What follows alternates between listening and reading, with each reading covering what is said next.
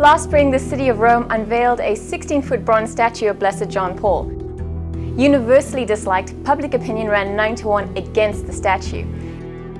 And the controversy has left a lot of us wondering, can contemporary forms of art adequately express religious truth? Well, that's the question we tackled on this episode of Catholic Focus.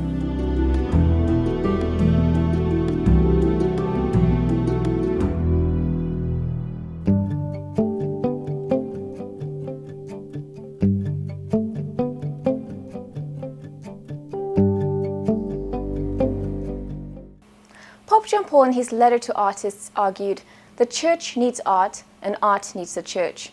So today we're going to speak with Father Daniel Donovan, a priest, theologian, and art collector who, as recently as 2008, received an honorary doctorate in fine arts from the Ontario College of Art and Design, recognizing his contribution to the art world. So how does a priest and theologian who has studied with greats such as Karl Rahner and Joseph Ratzinger also become a collector of contemporary art? We're about to find out.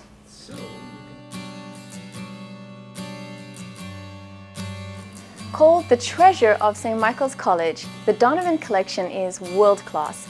Its stature is such that it draws respect from both the religious and art worlds. Composed of 350 pieces spread out over 8 buildings across the university campus, many of the pieces are spiritual, even religious in quality. The collection accompanies students in their living and study spaces.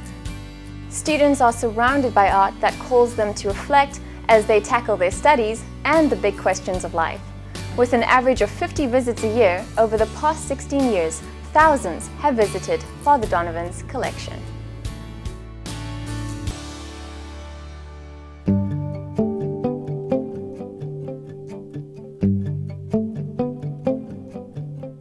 And that was a quick overview of the Donovan Collection. And here in person to speak to us is the man behind the collection, Father Daniel Donovan. Father Donovan, thank you so much for being with us today. My pleasure, Sheridan. Father Donovan, how did you get interested in art? You've got a background that prepared you to be a theologian and a priest. How did you get involved in art, collecting art? It's difficult to say in one sense, but I think part of it goes back to when I was an undergraduate at St. Michael's College. The best course I had at that time was a course called the Philosophy of Art. But it was really the 4 years that I was in Europe that got me really interested. I loved the visual. I loved the streets of Rome. And I began spending all my spare time, my holidays during those 4 years, going to the great galleries, museums of Western Europe, in a sense educating myself unconsciously on the whole history of Western art.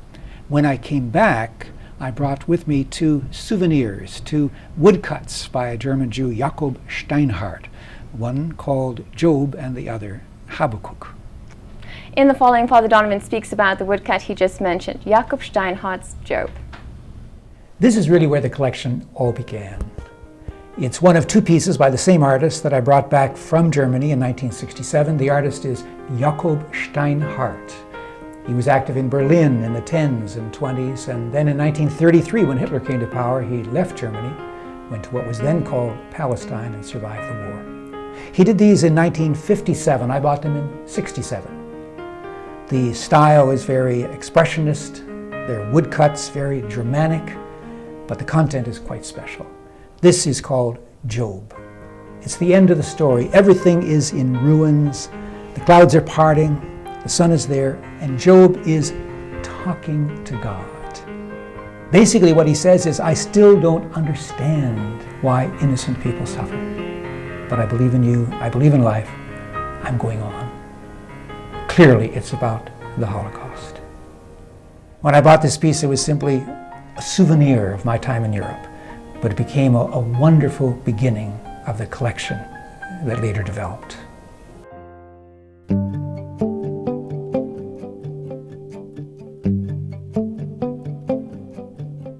Can you tell us about the progression from the woodcut that you purchased as a souvenir to the beginning of the collection? Well, my interest in art certainly continued. I used to go back to Europe for holidays back in the late 60s, early 70s. Then I started going to New York. And then in 1981, I saw a photograph of a very large piece of sculpture, and it just seemed to me that it would look wonderful at St. Michael's College. I had a little bit of money in the bank, so I bought it and donated it. Then I realized I really didn't know much about the Canadian art scene. So I began going to galleries And really, over the last 30 years, I've spent most Saturday afternoons visiting galleries. The first piece I bought was by a young artist whom, in fact, I had already met some years earlier at York University, Ted Reic. And you had a very special relationship with him. Did you not inspire, him sort of contemplating religious themes in his art? When Ted was an undergraduate, I used to go to York. We had a Catholic community. We met on Sunday nights and celebrated the Eucharist. We had little study groups, and Ted was turned on to theology. And so when he did his MFA, his thesis project was in fact a liturgical set. The piece I bought from that was a tabernacle. And now Ted Reic's pieces form a large part of your collection. Why do you enjoy his art so much? Well, Ted is a very remarkable artist. He's a genuine artist, a contemporary artist. He works in contemporary media. But at the same time, he's a deeply spiritual person. In fact, he's the most articulately spiritual artist that I've ever met. And so I've been deeply attracted to his work from the beginning, and so I have pieces going back to '76, others from the mid and late '80s, things from the late '90s, and one piece that I bought just a couple of years ago from 2006. So we're going to learn about Ted Reic's piece entitled Encountering Openness. This piece is by Ted Reic. It's called Encountering Openness. It was done in 2006. I liked it when I saw it. It's a wonderful piece. I love his work. After having it for a while, however, it struck me that it really is all about life. None of us is perfect. We try to cobble things together the best way we can. And yet in the end, we can produce something beautiful. And that beautiful thing is really our lives. It's sitting here on a tabletop like an offering. For a religious person, we come from God, we go back to God. And when we go back, the only thing we can bring is ourselves. It's what we've made of ourselves through His gifts.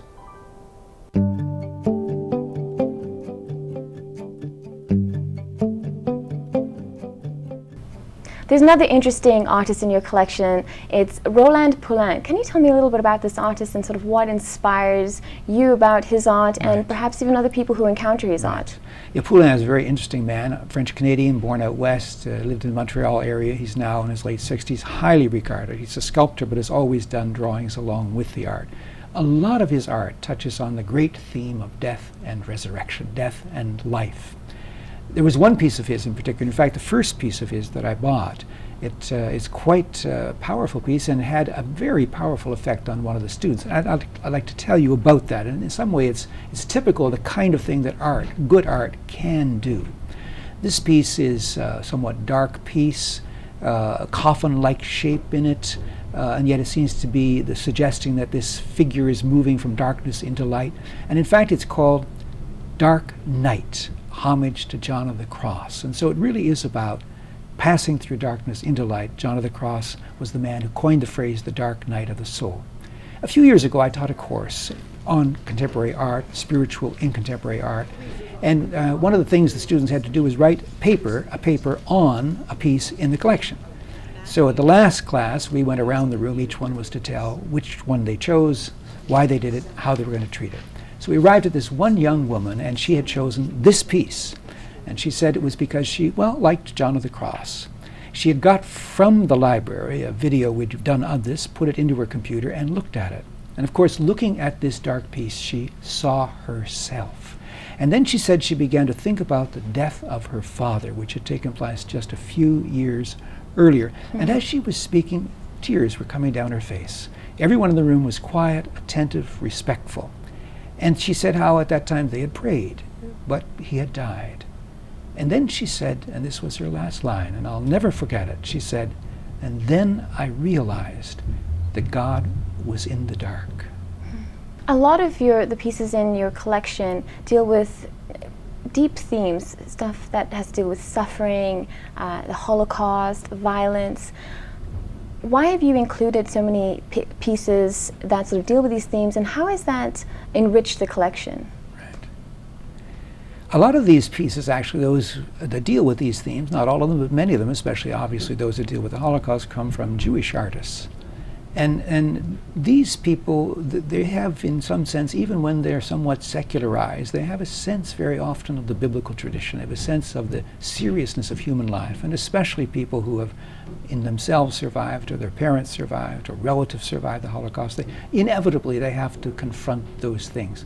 What I find extraordinary about so much of this art is that although it deals with such deep things, such serious things, it's full of strength and, above all, of hope. A lot of contemporary art is not beautiful. Why do you think that is? It's not a category that you could typically, describe it as. One of the things we have to be careful of is what we mean by beauty. Obviously, each generation, each culture, we have different ideas of beauty. Beauty, in fact, is a very broad term, and so in some sense, beauty is much broader than most of us think. So in that sense, you still find a great deal of beauty in contemporary art. But contemporary art isn't primarily concerned about beauty. It's almost like that's a byproduct. It's concerned in many cases, it's concerned about many things, often about life, it's about social issues, it's about giving expression to deep concerns and so on that the artist may have. And it's sometimes just concerned about art itself and the complexities of art and how, at this moment, how one might try to do something new and different. So contemporary art is enormously varied. In my collection, in the beginning, I was looking for things that spoke of deep human experiences, human realities. As the collection has moved out into other buildings around St. Michael's, it's gotten broader, and I've tried to get things that would be perhaps more appropriate to students and to the people who would be exposed to that art in those various buildings. One of the things that's very unique about your collection is that it is with the students in the common spaces, in the hallways, in the classrooms, in the reading rooms. How do you think that changes the atmosphere on campus? Well, I think the art has had an enormous impact. I mean, for some people, both students and profs, perhaps they don't notice very much. Others really notice, and they engage with it, and sometimes at a very profound level, like the young person that I mentioned a few moments ago.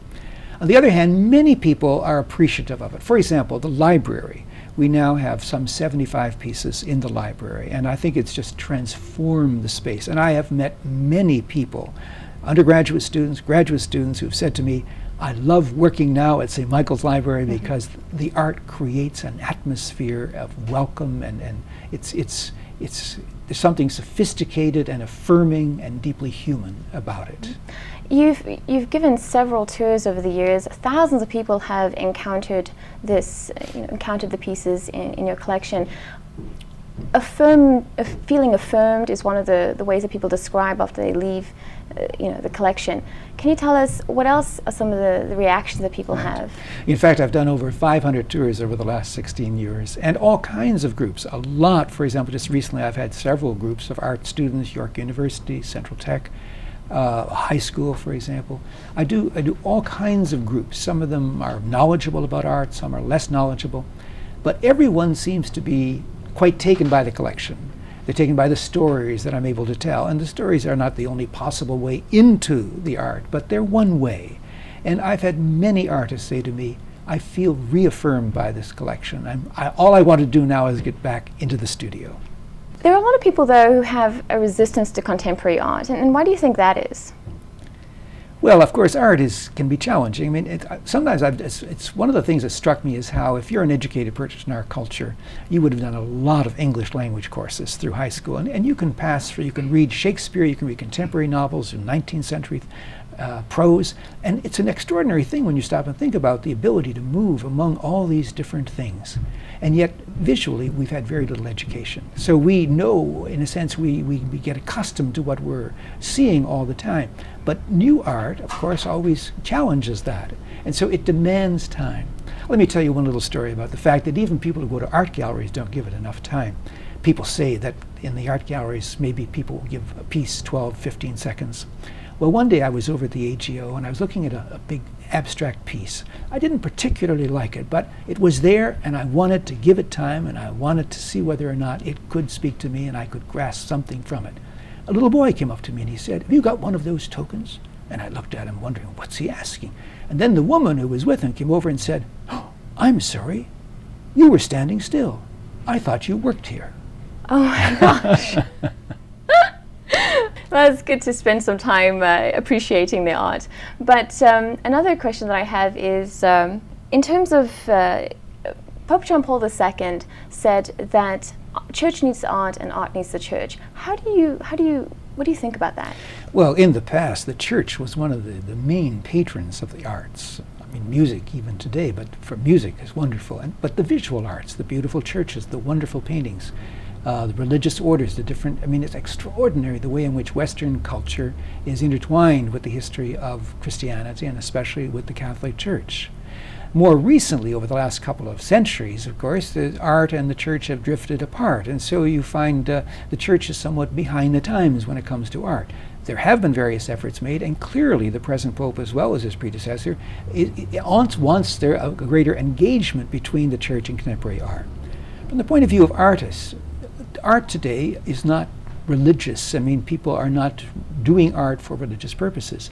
But insofar as art touches the artist at a deep level, very often art articulates kind of spiritual concerns, spiritual questions.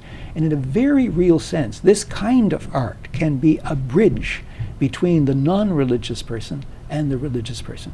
My experience in the art community in Toronto is extraordinary openness towards me. And it's not simply that I buy some art, but it's also because I appreciate art. I respect artists. I listen to artists. I try to understand what it is they're trying to do. And many, many artists enjoy talking to me. You've lived with art your whole life, and as a result of donating your collection to the University of St. Michael's College, you've also inspired other people to be inspired by your art. Tell me, why did you do this, and sort of what has come out of all of that? Right.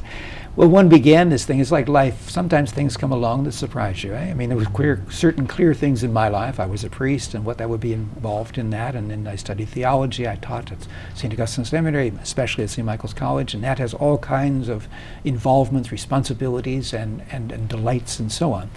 The art sort of crept up on me. I really didn't set out to become knowledgeable about it, and certainly not to become a collector. But I loved the art, as I mentioned, in Europe. And then when I came back to Canada, well, I mean, I continued to love art. And then I bought that major piece for St. Michael's, and I realized it wasn't that hard to buy something like that.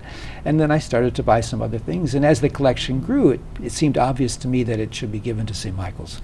In fact, that's one of the great delights of this collection is, I mean, I buy the art, but I give it to St. Michael's. And by giving it, I share it. And in sharing it, I get more out of it myself.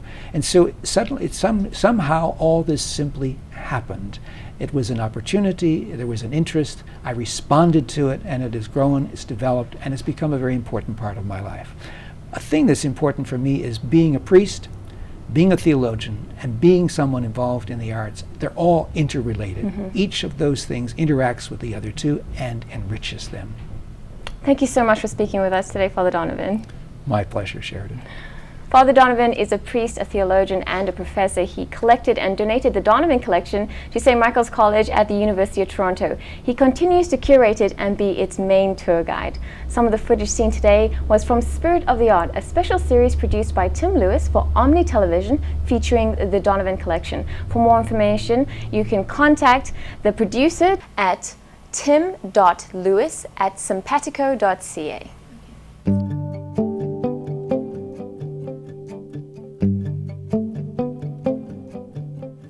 So the jury is still out on whether or not the controversial statue of Blessed John Paul will ever win the approval of the Romans. But at least we know that it is possible for contemporary art to engage religious themes.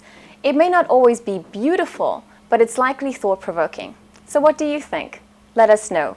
Write to us at focus@saltandlighttv.org.